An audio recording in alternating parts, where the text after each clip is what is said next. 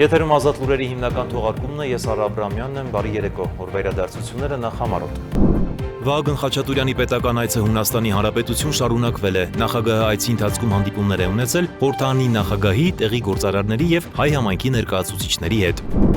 Օրերս համացանցում տարածվել էր տեսանյութ գիծ գրությամբ, որում նշվում էր, թե ազգությամբ ադրբեջանցիները ազատորեն շրջում են Հայաստանի տարածքում։ Ազգային անվտանգության ծառայությունը հաստատել է, որ նշյալ անձինք ադրբեջանցիներ են, միաժամանակ շեշտել, որ նրանք Ռուսաստանի Դաշնության քաղաքացիներ են։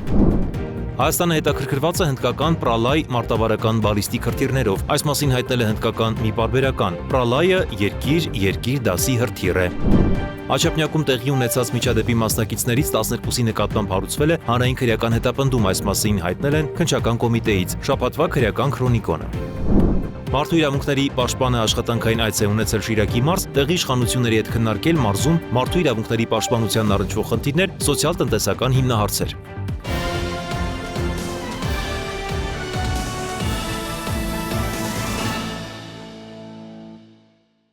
Նախագահ Վահագն Խաչատուրյանի պետական այցը Հունաստանի Հանրապետություն շարունակվել է, նախագահը այցի ընթացքում հանդիպումներ է ունեցել խորհրդարանի նախագահ Նիկիտաս Կակլամանիսի, տեղի գործարարների ու հայ համայնքի ներկայացուցիչների հետ։ Հանրապետության նախագահ Վահագն Խաչատուրյանի հանդիպումները Հունաստանում շարունակվել են, կայացել է նրա հանդիպումը Հունաստանի խորհրդարանի նախագահ Նիկիտաս Կակլամանիսի հետ։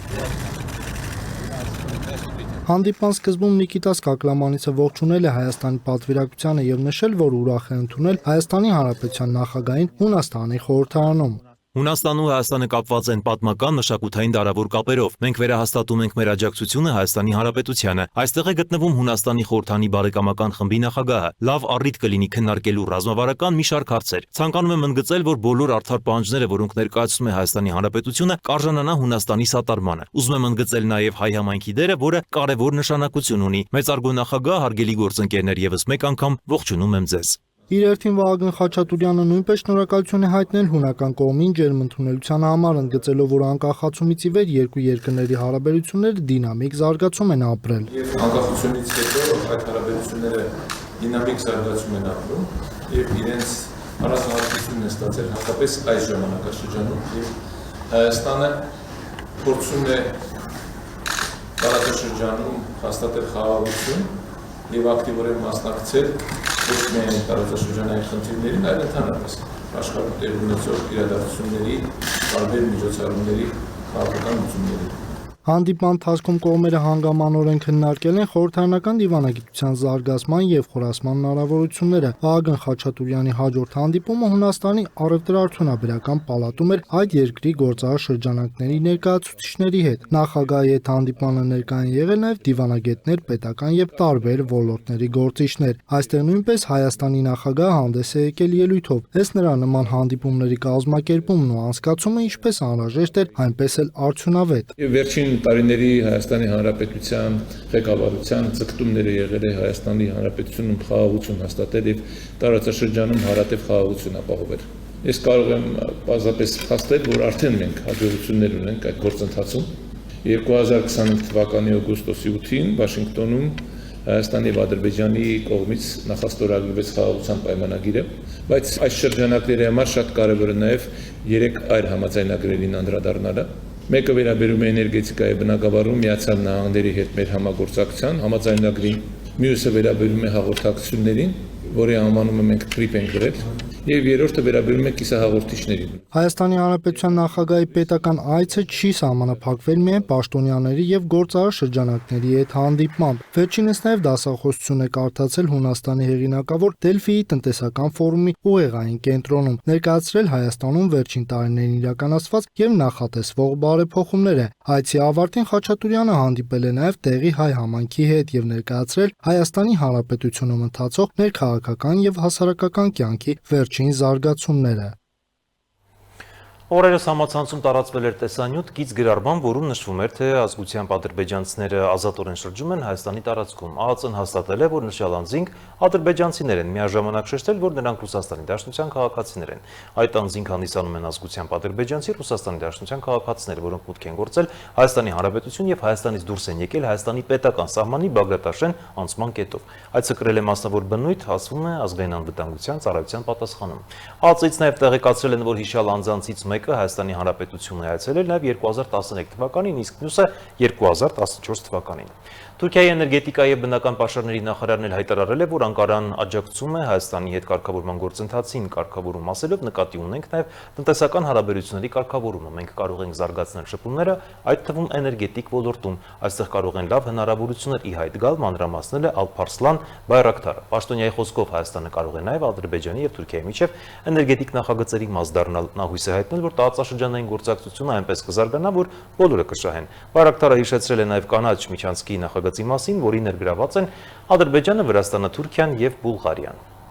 Դավիթ Խուդատյանը փետրվարի 20-ին ընդունել է Վրաստանի էկոնոմիկայի եւ կայուն զարգացման նախարար Մարիամ Քվիրիշվիլիի գլխավորած պատվիրակությանը։ Խուդատյանը ողջունել է Վրաստանի էկոնոմիկայի նախարարին Հայաստանում եւ կարեւորել Վրաստանի հետ բազմավոլորտ գործակցության խորացման անհրաժեշտությունը։ Վերջինը շնորհակալություն է հայտնել ջերմընդունելության համար եւ ընդգծել, որ Հայաստանը Վրաստանի համար ռազմավարական գործընկեր է։ Խուդատյանը ընդգծել է, որ Հայաստանը մեծ կարեւորություն է տալիս դեպի Հայաստան-Վրաստան օդային էլեկտրահաղորդման գծի կառուցմանը, որը հնարավորություն կտա ավելի շատ էլեկտրաէներգիա արտահանել Վրաստան։ Երկուստեք կարևորվել է նաև ավիացիոն ոլորտի զարգացումը Հայաստանի եւ Վրաստանի քաղաքների միջև ուղիղ ճվերթների իրականացման անհրաժեշտությունը։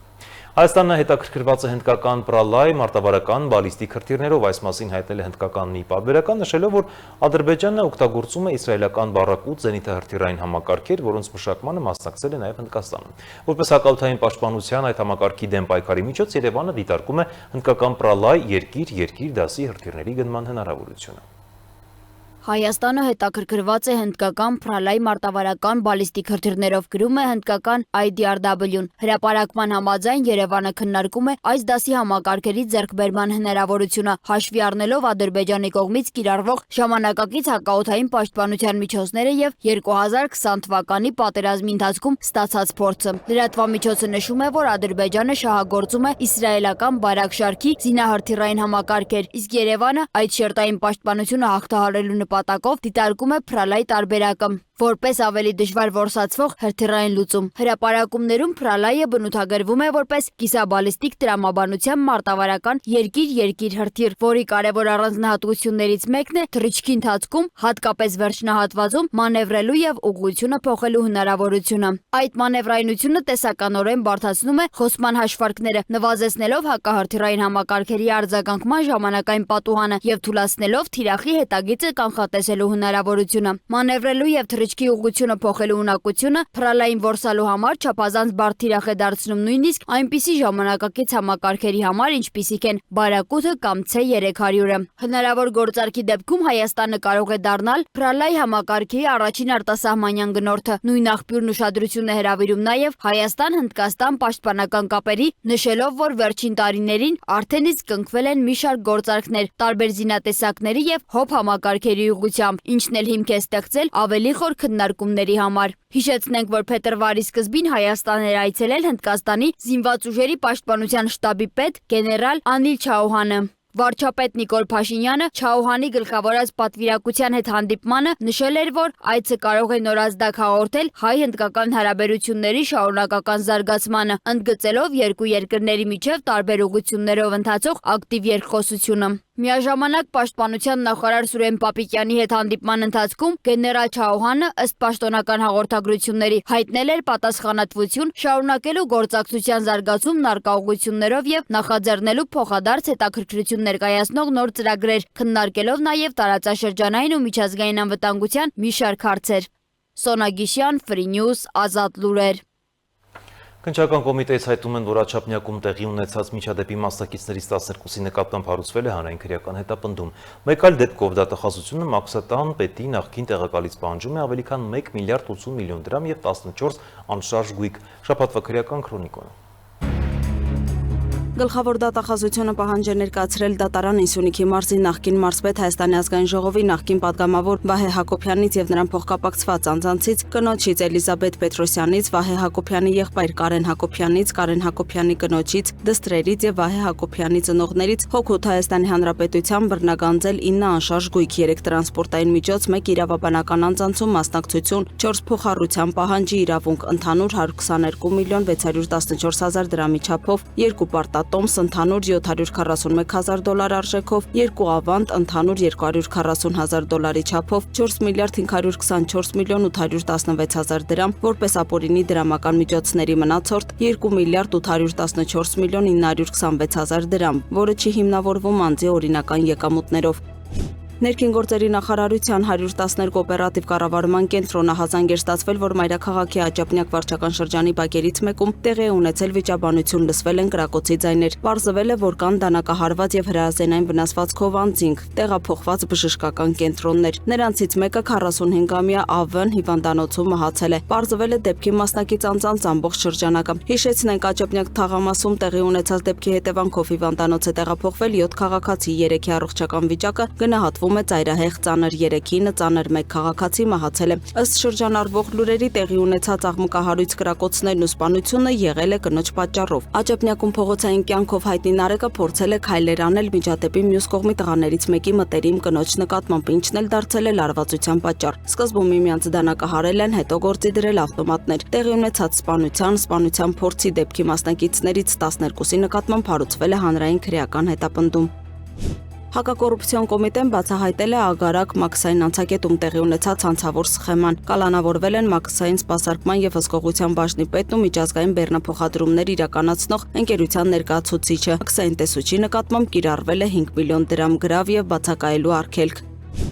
Զվարթնոց մաքսատան պետի նախկին տեղակալ Միհրան Դավթյանի ապօրինի ծագման գույքի եւ դրամական միջոցների բռնականցման հայցը վարույթ է ընդունվել։ Վերջին ամսում համայնքային ոստիկանության բաժինների բացատրական աշխատանքի արդյունքներով Վարդենիսի բաժնում հանձնվել է ինքնաձիգ 3 նռնակ, տարատեսակ փամփուշտներ եւ զինամթեր, կակոսափող հրազեն, նռնակ ու փամփուշտներ։ Տավուշի բաժնում հանձնել են որսորդական հրացան եւ ինքնաձիգի փամփուշտներ։ Աշոցքում ինքնաձիգ 40 փամփուշտ եւ 2 ծխագլանակ, Արթիկի բաժնում 1 հրացան, 3 ատրճանակ, 3 նռնակ, փամփուշտներ եւ զինամթերք։ Մարտունու բաժնում հանձնել են ակոսափող հրազեն, տարատեսակ փամփուշտներ, երկրորդ եւ երրորդ դեպքերով մեկական որսորդական հրացան, նռնակ, փամփուշտներ, իսկ Կումայրիի բաժնում հրացան, ատրճանակ, նռնակ, տրոտիլ եւ փամփուշտներ, Արաբկիրում 5 նռնակ եւ զինամթերք, Բաղրամյանի բաժնում մեկը հանձնել է ինքնաձիգ որսորդական հրացան, 5 նռնակ ու փամփուշտներ, Արտաշատի բաժնում որսորդական հրացան, իսկ Կոտայքի բաժնում 3 ինքնաձիգի 384 փամփուշտ Մակարով տիպի, 2 ատրճանակ կարճացված փողով, 3 հրացան ու 3 նռնակ։ Սահմանադրական դատարանը քննության է ընդունել մարդու իրավունքների պաշտպանի դիմումը, որով վիճարկվում է օրենսդրությամբ նախատեսված այն կարգավորումը, ըստ որի եթե կենսաթոշակի վճարումը դադարեցվել է, ապա չվճարված կենսաթոշակի գումարը ենթակա է վճարման միայն դիմելու կամ կենսաթոշակի վճարումը վերսկսելու համար հիմք հանդիսացող տեղեկությունը ստանալու ամսվան նախորդող 1 տարվա այն ժամանակահատվածի համար, որի ընթացքում անձը կենսաթոշակ ստանալու իրավունք է ունեցել։ Պաշտպանը խնդրահարույց է համարում այն, որ անձի կենսաթոշակ ստանալու իրավունքի առկայության պայմաններում վճարված կենսաթոշակի գումարի վճարումը սահմանափակվում է միայն 1 տարվա ժամանակահատվածով, ինչն ըստ մարդու իրավունքների պաշտպանի հակասում է սահմանադրությամբ երաշխավորված սեփականության իրավունքին։ Վրաերթ Երևանի Կոմիտասի Փափազյան փողոցների խաչմերուկում կադրերում երևում է, որ տուժածը Պարեկ է, նրան շտապօգնության մեքենայով հոսպիտալացրել են, կյանքին վտանգ չի սպառնում։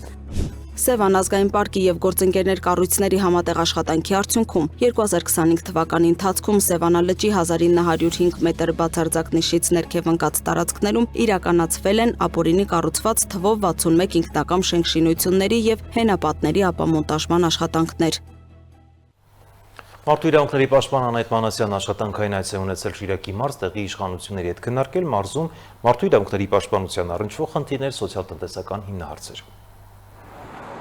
Մարդու իրավունքների պաշտպան Անահիտ Մանասյանն աշխատանքային այց է իրականացրել Շիրակի մարզ։ Այցի ընթացքում Մանասյանը հանդիպում է ունեցել Շիրակի մարզպետ Դավիթ Հարոշանյանի հետ։ Քննարկել են մարզում մարդու իրավունքների պաշտպանությանն առնչվող խնդիրներ, սոցիալ-տնտեսական հիմնահարցեր։ Նաև ընդգծվել է դրանց համակարգային լուծումների կարևորությունը։ Հանդիպման ընթացքում քննարկվել են մի շարք կարևոր հարցեր, որոնց թվում երկրաշարժից տուժած անձանց բնակարանային ապահովմանը, անօթևանության, թափառող կենդանիների խնդիրներին, խոսքի ազատության երաշխավորման, ատելության խոսքի տարածման կանխմանը։ Հունիսի 7-ին սպասվող խորհրդարանական ընտրություններից առաջ ընտրական իրավունքի իրացման ապահովմանը եւս ՄԻՊ-ը հատուկ ուշադրության արժանացրեց։ Վերջինս ընդգծեց, որ հատկապես եւ մասնավորապես քաղաքական դերակատարները ատելության խոսքի եւ այլ արատավոր բարքերի միջոցով պետք է բացառեն քաղաքացիներին իրենց կողմը գրավելու գործընթացը։ ՄԻՊ-ն այդ ամենը մանրադիտակի տակ է վերցնելու։ մարդիկ պետք է հստակ իմանան, որ իրենց կամքի վրա որևէ ներազդեցություն ընտրելու իրավունքի դիտանկյունից պետք է պարզապես բացառված լինի։ Հետևաբար այս առումով շատ կարևոր է, որ թե բոլոր դերակատարները նկատի ունենան հանգամանքը եւ բացառեն նման վարքագիծը, նկատի ունեն որևէ կերպ ազդելու, ներազդելու ընտրողների կամքի վրա, եւ թե իրենք քաղաքացիները պետք է տեղեկացված լինեն այս հանգամանքին։ Պաշտպան Անահիտ Մանասյանը կարևորեց պետական եւ տեղական մարմինների միջև արդյունավետ գործակցությունը, նշելով, որ մարզերի բնակիչների իրավունքների պաշտպանությունն իր գործունեության կարևոր ուղղություններից է։ Շատ արդյունավետ քննարկում ենք պետական մարմինների գործընկերների հետ, նաև մարզպետի աշխատակազմի հետ այս հարցերը քննարկման առարկա դառնում։ Ես էլ եմ նշում, որ անհատական դեպքերով խնդիրներին հնարավոր է լինում լուծումներ գտնել, բայց շատ կարևոր կլինի, որպեսզի մենք հնարավորություն ունենանք համակարգային լուծումներ այս հարցերին գտնենք։ Շիրակի մարզ կատարած աշխատանքային այցի ընթացքում Անահիտ Մանասյանն այցելել է Գյումրու թիվ 1 ավագ դպրոց։ Տնօրեն Նաիրա Թադևոսյանի եւ ՄԻՊ աշխատակազմի ուղեկցությամբ Անահիտ Մանասյանը շրջայց է կատարել դպրոցի տարածքում, տեղում ծանոթանալով ուսումնական հաստատության պայմաններին, այդ թվում անձնակազմի աշխատանքային պայմաններին եւ դպրոցական առօրյային։ Այնուհետև տեղի է ունեցել հանդիպում աշակերտների հետ, որի ժամանակ քննարկվել են մարդու իրավունքների միջազգային իրավունքի բնույթը, կառուցվածքը, կիրառման եւ պաշտպանության մեխանիզմները, նաեւ մարդու իրավունքների պաշտպանի հաստատության դերն ու գործունեության ուղղությունները։ Անդրադարձ է կատարվել նաև մարդու իրավունքների պաշտպանին կից երեխաների իրավունքների պաշտպանության հարցերով հասարակական խորհրդի գործունեությանը։ Ամերիկացի զինվորականները Ալյասկայի ափերի մոտ իրականացրել են ռուսական ռազմական ինքնաթիռների որսման գործողություն, ռուսական 5 օդանավ, 2 Tu-95 հեռահար ռազմավարական ռմբակոծիչ, 2 Su-35 կործանիչ և A-50 հեռահար ռադիոլոկացիոն հայտնաբերման մեկ ինքնաթիռ հայտնվել են ԱՄՆ հակաօդային պաշտպանության նույնականացման գոտում։ Այս մասին հայտնել է Հյուսիսային Ամերիկայի օդատիեզերական պաշտպանության հրամանատարությունը, նշելով, որ ռուսական ինքնաթիռները չեն մտել ոչ Միացյալ Նահանգների, ոչ էլ Կանադայի օդային տարածք։ Հրամանատարությունն ընդգծել է, որ նման միջադեպերը տեղի են ունենում պարբերաբար և չեն համարվում սպառնալիք։ Ռազմական փորձագետների կարծիքով նման թռիչքները պետությունները հաճախ օգտագործում են հոբ համակարգերի պատրաստվածությունը և հավանական հակառակորդի արձագանքման արագությունը ստուգելու համար։ Միջազգային նորությունները տեսաշարով։ Ուկրաինայի նախագահ Վոլոդիմիր Զելենսկին հայտարարել է, որ Ուկրաինայում պատերազմի դադարեցման բանակցություններում Ամերիկայի Միացյալ Նահանգները եւ Ռուսաստանը Կիևից պահանջում են հրաժարվել ամբողջ Դոնբասից։ Զելենսկու խոսքով տարածքային հարցը շարունակում է մնալ հրադադարի շուրջ բանակցությունների գլխավոր խոչընդոտը։ Ռուսաստանը հավակնում է ամբողջ Դոնբասին, թեև վերահսկում է դրա միայն մի մասը, իսկ Ուկրաինան պնդում է, որ կողմերի միջև խաղաղությունը պետք է հաստատվի ներկայիս շփման գծի սառեցման տարբերակով։ Ներկայում ուկրաինական ուժերը պահպանում են Դոնեցկի մարզի մոտ 1/5-ը, մինչդեռ Լոգանսկի մարզը գրեթե ամբողջությամբ գտնվում է ռուսական վերահսկողության տակ։ Զելենսկին նաև նշել է, որ Կիևն արդեն մեծ փոխզիջում է անում, պատրաստակամություն հայտնելով քննարկել մնում ենք այնտեղ, որտեղ կանգնած ենք սկզբունքը։ Նա նաև Ռուսաստանի զիջել ամբողջ Դոնբասը պահանջը որակել է որպես վերջնագիր։ Նախագահը հավելել է, որ հնարավոր համաձայնության դեպքում եվրոպական զորքերը պետք է տեղակայվեն սառեցված շփման գծի մոտ, իսկ տարածքային լուծման տարբերակը կարող է դրվել Հարակվեի, եթե դրան աջակցի ուկրաինացիների մեծ մասը։ Հունգարիայի արտաքին գործերի նախարար Պետեր Սիարտոն հայտարարել է, որ ՆԱՏՕ-ն պաշտպանում է Եվրոպան, ոչ թե Ուկրաինան, վերահաստատելով Բուդապեշտի դիրքորոշումը Կիևի Եվրամիությանն անդամակցելու հարցում։ Նրա խոսքով Հունգարիան կշարունակի խոչընդոտել Ուկրաինայի անդամակցությանը ԵՄ-ին, պնդելով, որ հակառակ դեպքում Եվրամիությունը կմտնի պատերազմի մեջ։ Սիարտոն ընդգծել է, որ Ուկրաինայի պատերազմը Հունգարիայի պատերազմը չէ եւ որ Ռուսաստանը չի հարձակվել ԵՄ որևէ անդամ երկրի վրա։ Բացի այդ, Հունգարիան չի աջակցի ԵՄ կողմից Ուկրաինային 90 միլիարդ եվրոյի վարկի տրամադրումը, քանի դեռ չի վերականգնվել ռուսական նավթի տարանցումը բարեկամություն խողովակաշարով։ Սիարտոն նաև հիշեցրել է, որ Հունգարիան դադարեցրել է դիզելային վառելիքի մատակարարումները, Ուկրաինային դա անվանելով պատասխան քայլ Կիևի քաղաքական շանտաժին։ Արևմուտքի կողմից ահաբեկչական ճանաչված Համասը հայտարարել է, որ Գազայի հարցով ցանկացած քաղաքական գործընթաց պետք է սկսվի իսրայելական ագրեսիայի լիակատար դադարեցմամբ։ Հայտարարությունը հնչել է Վաշինգտոնում նախագահ Դոնալդ Թրամփի նախաձեռնած Խաղաղության խորհրդի նիստին զուգահեռ։ Համասի տարածած հայտարարության մեջ նշվում է, որ քննարկումները պետք է նախ սկսվեն հարձակման ամբողջական դադարեցմամբ, Գազայի արգելափակման վերացմամբ եւ պաղեստինյան ժողովրդի լեգիտիմ ազգային իրավունքների, ազատության եւ ինքնորոշ կողմնորոշման երաշխավորմամբ։ Իսրայելի վարչապետ Բենյամին Նեթանյահուն պնդում է, որ վերակառուցումից առաջ Համասը պետք է զինաթափվի։ Կողմերը շարունակաբար մեղադրում են միմյանց հրադադարի պայմանները խախտելու մեջ, իսկ Ամերիկայի Միացյալ Նահանգներում տեղի ունեցած խաղաղության խորհրդի նիստի ընթացքում Համասի զինաթափման կամ Իսրայելի բանակի Գազայից դուրսբերման հարցով ժամկետներ չեն սահմանվել։ Իրանը պատրաստվում է 2-3 օրվա ընթացքում ներկայացնել Ամերիկայի Միացյալ Նահանգների հետ հնարավոր միջուկային համաձայնագրի նախագիծը։ Այս մասին հայտարարել է Իրանի արտաքին գործերի նախարար Աբբաս Արաղչին, նշելով, որ մշտական կապի մեջ է ատոմային էներգիայի միջազգային գործակալության տնօրեն Ռաֆայել Գրոսիի հետ։ Նրա խոսքով ընթացիկ քննարկումները վերաբերում են այն հարցերին, թե ինչպես ապահովել, որ Իրանի միջուկային ծրագիրը ներառյալ ուրանի հարստացումը բացառապես խաղաղ բնույթ կրի։ Արաղչին իր հարցազրույցում նշել է, որ Իրանը ամերիկացիներին թշնամի չի համարում, սակայն Ամերիկայի Միացյալ Նահանգների քաղաքականությունը Իրանի նկատմամբ գնահատվում է որպես թշնամաբար։ Միաժամանակ Ամերիկայի Միացյալ Նահանգների նախագահ Դոնալդ Թրամփն էլ հայտարարել է, որ եթե միջուկային գործարքը չկնքվի, Վաշինգտոնը կարող է սահմանափակ հարված հասցնել Իրանին։ Ավելի վաղ նա զգուշացրել էր, որ համաձայնության բացակայության դեպքում շատ վատ բաներ կարող են տեղի ունենալ։ Ամերիկայի Միացյալ Նահանգների գերագույն դատարանն անօրինական է ճանաչել նախագահ Դոնալդ Թրամփի վարչակազմի կողմից սահմանված մաքսատուրքերի մեծ մասը։ Դատարանի պաշտոնական հաղորդագրության համաձայն Թրամփը հենվել է 1977 թվականի միջազգային արտակարգ տնտեսական լիազորությունների մասին օրենքի վրա, սակայն այդ օրենքը նախագահին չի տալիս մաքսատուրքեր սահմանելու լիազորություն։ Բարձրագույն դատարանը նշել է, որ Ամերիկայի Միացյալ Նահանգների սահմանադրությամբ հարկեր եւ տուրքեր սահմանելու իրավասությունը բացառապես պատկանում է Կոնգրեսին։ Թրամփը պաշտոնը ստանձնելուց հետո 10-ից 15% սակագիներ սահմանել մի շարք երկրների ներմուծումների վրա, հիմնվելով արտակարգ դրության եւ թմրանյութերի շրջանառության, նաեւ առևտրային պակասուրդի մասին հայտարարությունների վրա։ Դատարանի վճիռը կարող է էապես սահմանափակել Սպիտակ տան հետագա առևտրային ռազմավարությունը։ Շարունակում ենք թողարկումը, Իտալիայում ձմեռային օլիմպիական խաղերում իր մրցելույթն է ավարտել նաև դահուկավազորդ Միքայել Միքայելյանը։ 10 կիլոմետր ազատ ոճի 113 ներկայացուցիչներ պայքարեցին առաջատարների խմբում հայտնվելու համար։ Նման նպատակով ասպարեզ ելավ նաև Աշոտցքից մեր մարզիկը, եւ նա իրեն վատ չդրսևորեց եւ հենց այսօր էլ նա մեր տաղավարում կմանրամասնի Իտալիայում տեղի ունեցած օլիմպիական խաղերից հետաքրքիր մանրամասներ։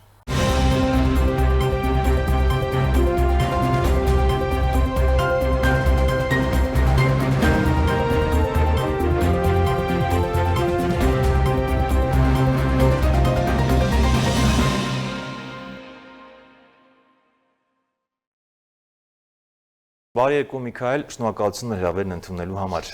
Միքայել, ես գիտեմ, որ դուք օդանավականից կարծես անմիջապես եկել եք մեզ մոտ։ Շատ մեզ համար շատ կարևոր է, որ հենց առաջինը մեզ մոտ եկաք եւ Իտալիայի Միլան քաղաքում տեղի ունեցող օլիմպիական ձմեռային խաղերը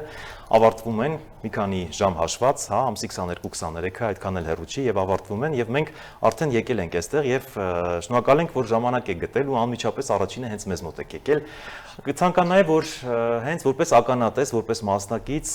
պատմեք, ինչպես մեկնարկեց, հա, Միլանում, ինչպես անցավ, ինչպիսին էր օլիմպիադան եւ ինչ տվեց այն ձեզ։ Մի փոքր մանրամասնեք, խնդրում եմ։ Շատ շնորհակալ եմ հրավերի համար, ինձ համար էլ է մեծ պատիվ ելույթ ունենալ այստեղ։ Ուզում եմ ասել, որ այս օլիմպիադան նախորդ օլիմպիադաների նման չէր, քանի որ բացումը տարբեր լոկացիաներում էր կատարվում, ոնց որ Միլանի մասնակիցները բացումը Միլանում էին մասնակցում, մենք Ալպերում էինք, մեր մրցատարածությունները եւ օլիմպիական գյուղը Ալպերում էր, մեր բացումն այնտեղ էր ու շատերից դժգոհություն էի լսում, որ ոնց որ ավելիին էին սպասում բոլորը, որ ինչ որ մի մեծ բան տեղիք տալիս։ Դժգոհության տեղիք տալիս էր ավելի շատ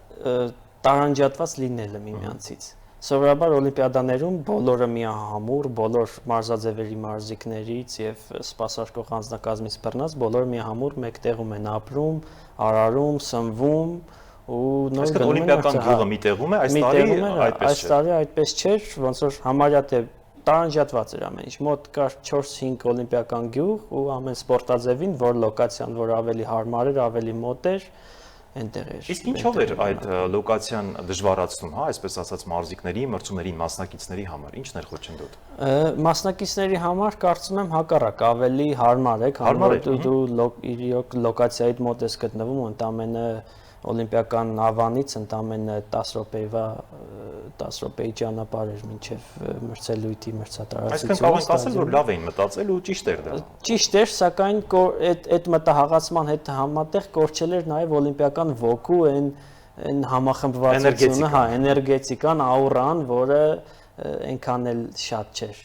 Այսինքն հանդիսատեսի հետ շփումը, հա, մասնակցությունը նրանց հետ այդ էներգիան ստանալու, ասենք ենթադրենք մարզադաշտում դու զգում ես, հա, այդ էներգիան։ Այս դեպքում մի քիչ պակասում էր դա։ Այս դեպքում պակասում էր, քանի որ մեր օլիմպիական ավանում միայն մեր մարզաձևներ եւ դահուկացածքը։ Շատ լավ, տեսեք, հիմա անդրադառնանք ձեր թույլ տվեք այսպես ասել հաղթանակին եւ լավ գրանցած արդյունքին։ 113 մասնակցից 53-րդ տեղ։ Դա բավականին լուրջ թիվ է, որովհետեւ 60 երկրի թողնում եք հետևում։ Այդ մի փոքր կցանկանայի մանրամասներ, հա, երբ որ արդեն դու այդ ընթացքի մեջ ես, հա, այսպես ասած, արդեն մարզման այդ process-ի մեջ ես, ինչ զգացողություններ կար, ինչպես էիր պատրաստվում, հա, Հայաստանն ես ներկայացնում, քո երկիրն ես ներկայացնում, այս մասով։ Շատ շնորհակալ եմ արդյունքս գնահատելու համար, իրոք մեր սպորտաձևը շատ դժվար սպորտաձև է ու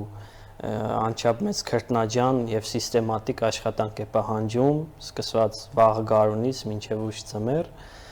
ու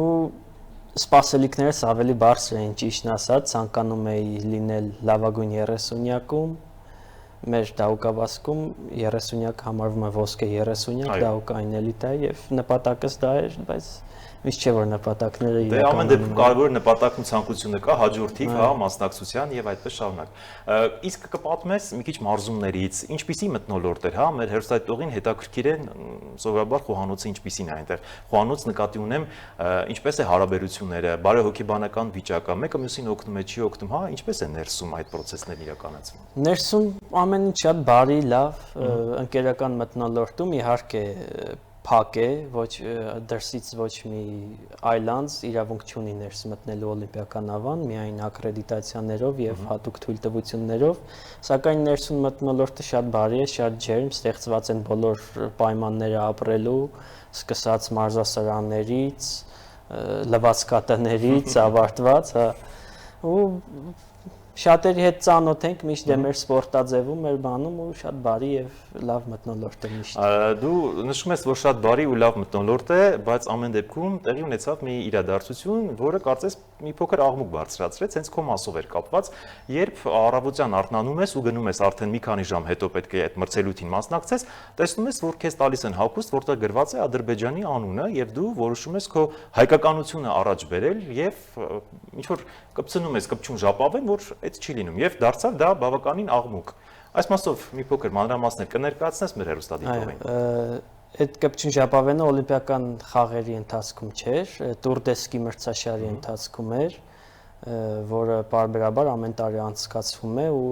աշխարհի գավաթի փուլերի հերթական մրցաշարն է։ Դա ոնց որ դահուկային էլիտայում համարվող մրցաշարից մեկն է եւ այդ մրցաշարին ոչ բոլորը իրավունք ունեն անգամ մասնակցելու, միայն պետք է համապատասխան կրիտերիաների համապատասխան։ Այսինքն դու համապատասխանում ես բոլոր չափանիշներին։ Եվ այո։ Եվ մասնակցել եմ այդ մրցաշարին 4 մրցման, որից ընդամենը մեկի վրա էր սպոնսոր որպես գրված Ադրբեջանը մարզաշապիկի վրա, դե գնացի մրցելույթի, հա, հայրս էր վերցնում մարզաշապիկը, տեսավ, նկատեցինք դա, դե ունեինք երկու ճանապարհ, կամ չէինք մասնակցելու, դուրս չէինք գալու մրցելույթի, կամ ուղղակի ինչ-որ կերպ փակելու էի, որովհետև Ադրբեջան գրվածքով, այո, մտահղացում է, հենց տեղում որոշեցիր, որ ես պետք է իմ հայկական, հա, այդ արմատների մասին բարձրաձայնեմ թեկուզ այս տեսքով։ Դե հա, սա նաև հայրենասիրության հարց էր, կարծում եմ ցանկացած հայրենասեր հայրենիք սիրող հայ իմ փոխարենը նույնը կաներ։ Տեսեք, Ադրբեջանը միշտ քաղաքականացնում է ամեն ինչում, հա, Ադրբեջանի կոռուպցիան սահմաններ չունի, բոլոր շատ լավ գիտենք, նույն ֆորմուլա 1-ում են նրանք ներգրաված, բոլոր սպորտներում նրանք մտել են իրենց նավթադոլարային, հա, այսպես ասած, վարքագծով փորձում են շեղեն, փորձում են իրենց PR-ն իրականացնել, ու այս դեպքում նրանք աղմուկ բարձրացրեցին հիմնականում եւ այնտեղ տուգանքներից էին խոսում, իհարկե այդ մասին մենք չենք խոսի, դա ֆեդերացիան կխոսի, թեպետ ողջունեց, որ դա իսկապես հային բնորոշ վարքագիծ էր, բայց ամեն դեպքում ինչպես ես դու մեկնաբանում այն կարծիքները, որ դա պրոֆեսիոնալ չէր, այդպես չպետք է արվեր, պետք է քաղաքականություն տարանջատենք, այս դեպքում քո մեկնաբանությունը այն մարդկանց, որոնք այդպես են մտածում։ Տեսեք, Նեժարի վրա դրված էր արժանապատվություն, հայրենասիրություն, թե պրոֆեսիոնալիզմ։ Ինձ համար իմ սրբությունները, իմ արժանինքները ամեն ինչից վեր են, դա հայրենիք, հայրենասիրություն, ընտանիք, ընկերություն եւ դրա համար եկել եմ այդ որոշմանը։ Դե ամեն մարդ ունի իր սեփական կարծիքը, ամեն մարդու համար Նեժարի կշիռները տարբեր են, դա իմ սեփական կարծիքն է ու ես առաջնորդվել եմ իմ սեփական մտքով, խղճով եւ պրինցիպներով։ Շատ լավ, Միքայել ջան, ես նաև գիտեմ, որ դու մարզական ընտանիքից ես, հա, ծնողներդ մարզվում են, մայրդ խորհրդային տարիներին է մարզվել, բավականին լուրջ արդյունքներ գրանցել, եղբայրդ մի փոքր կմանրամասնես, որտեղից եկավ, ինչպես որոշում կայացվեց, որ հենց դու ես զբաղվելու եւ մեր հերոստատողներին մի փոքր փակագծեր բացենք քո մասին։ Հա։ Մի քիչ որ ասեմ, որ ուղղությամբ էի ուզում գնալ, կարող է զվարճալի թվար, ցանկանում էի օտաչու դառնալ։ Հրաշալի մասնակցություն։ Սակայն հետո դե ոնց որ իմ ճակատագիրն էր դառնալ դահուկորդ, քանի որ ծնվել էի դահուկային ընտանիքում, մայրս խորհրդային տարիներին եղել է դահուկորդուի ու խորհրդային միության 6-ակի չեմպիոն է եղել իր մարզման ժամանակահատվածում, հայրս նույնպես եղել է դահուկորդ, իրանք մրցումների ընթացքում են ծանոթացել, սովորել է ֆիզիկական կուլտուրայի պետական ինստիտուտում, ես նույնպես, եղբայրս էլ է դահուկորդ եղել, եղբայրս եղել է աշխարհի անիվավոր դահուկների երիտասարդների չեմպիոն, ուսանողական խաղերի բրոնզե մեդալակիր եւ էլի լիքը հաջողություններ։ Մանկուց ծնվել ես այդ միջավայրում եւ ծնվել, մեծացել, հա, ու այդ միջավայրում էլ արարել։ Ինչ տվեց հենց այս օլիմպիադան, դու ինչպես ես գնահատում այն քեզ համար որպես մարզիկի եւ որպես հայ մարդու։ Տվեց իմ հայրենիքը նորից լուսաբանելու, ցույց տալու, մեր եռագույնը բարձրացնելու եւ մեր հայրենիքի պատիվը բարձր պահելու եւս մեկ հնարավորություն։ Ինչպես նաեւ իմ ուժերի չափով, իմ նպատակասլացության չափով լավագույն ելույթներ էլի օլիմպիական խաղերում։ Սովորաբար օլիմպիադաներին մասնակիցները անմիջապես օլիմպիադայից հետո պատրաստվում են հաջորդին։ Կա նման մտահոգություն հաջորդին մասնակցել ու արդեն գնահատելով այնտեղի սխալները կամ այնտեղի բացերը արդեն շտկել։ Կա հստակ ծրագիր, որ մասնակցելու ես հաջորդին։ Հստակ ծրագիր դեռ չկա, քանի որ իսկ ցանկություն ժամանել։ Ցանկության առումով ավելի շատ կարող եմ ասել, որ ցանկանում եմ դուրս գալ սպորտից եւ մտնել սպորտային դիպլոմատիայում եւ լինել սպորտային կառավարության անձնակազմների այդ գործողությունների մեջ ավելի շատ ներգրավել, սակայն դե առուն թռնել ժամանակը ցույց կտա։ Միքայել ջան, իսկ այն սկսնակ երիտասարդներին, որոնք նոր են առաջին քայլերն անում, որոնք նոր են փորձում, հա, հասնել այն կետին, որին դու հասել ես տարիների ընթացքում, ինչ խորհուրդ կտաս։ Արդյոք խորհուրդ կտաս նրանք շարունակեն տքնաջան աշխատեն սպորտում իրենց ներգրավվածություն ունենալ։ Ինչ խորհուրդ կտաս։ Մեսիջը որն է։ Նոր սերնդի։ Ցանկացած հարցում կարևոր է լինի դիսցիպլինա եւ նպատակասլացություն, նպատակ լինի, թե ինչի համար ես դու ամեն առավոտ արթնանում եւ գնում մարզումների ու սպորտում շատ կարևոր է եւ դա շատ լավ է։ Սպորտը լավ է կյանքին պատրաստում, կյանքի համար դաստիարակում հենց իր դիսցիպլինայով, քանզի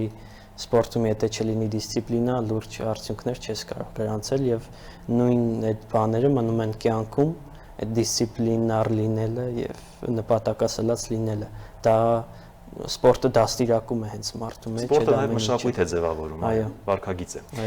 Իսկ տեսեք, ուզում եմ անպայման մի փոքր ավելի խորանանք, հա, 113 երկիր էր մասնակցում, հա, որտեղ Հայաստանը լինելով բավականին փոքր երկիր, բայց մենք նույնիսկ անցել ենք կեսից ավելին, հա, այսինքն 30-ին, ինչպես դուք եք նշում, այդ ոսկե ցուցիչին հասնելու համար քիչ էր մեզ մնում։ Մեզ մոտ հարցը հետեւյալն է. ինչպես է զարգանում այս սպորտաձևը։ Կա արդյոք նախադրյալներ, որ հաջորդ սերունդը գուցե 5 տարի հետո, 10 տարի հետո կունենանք այդ ձեր ասած լավագույն նշաձողին հասնելուն։ Նախադրյալներ ունենք, իհարկե շատ ունենք, դահուկավազքի համար Աշոտսկում շատ լավ պայմաններ եւ նախադրյալներ ունենք, դահուկային կենտրոն ունենք, ինչպես նաեւ Ծաղկաձորում լեռնադահուկային պայմանները զարգացնելու եւ բոլոր նախադրյալները, մարզիչները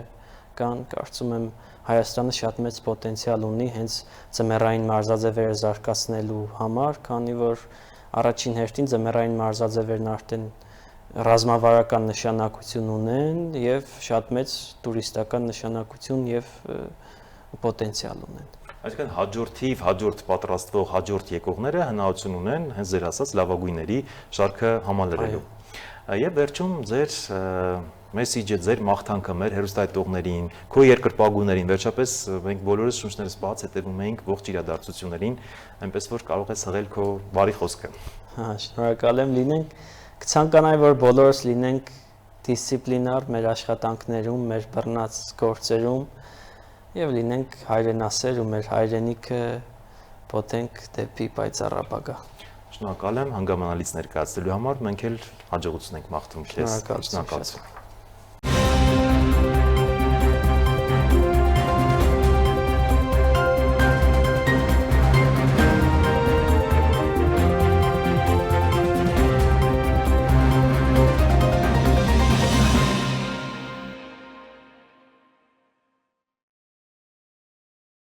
Այսքանը ցտեսություն։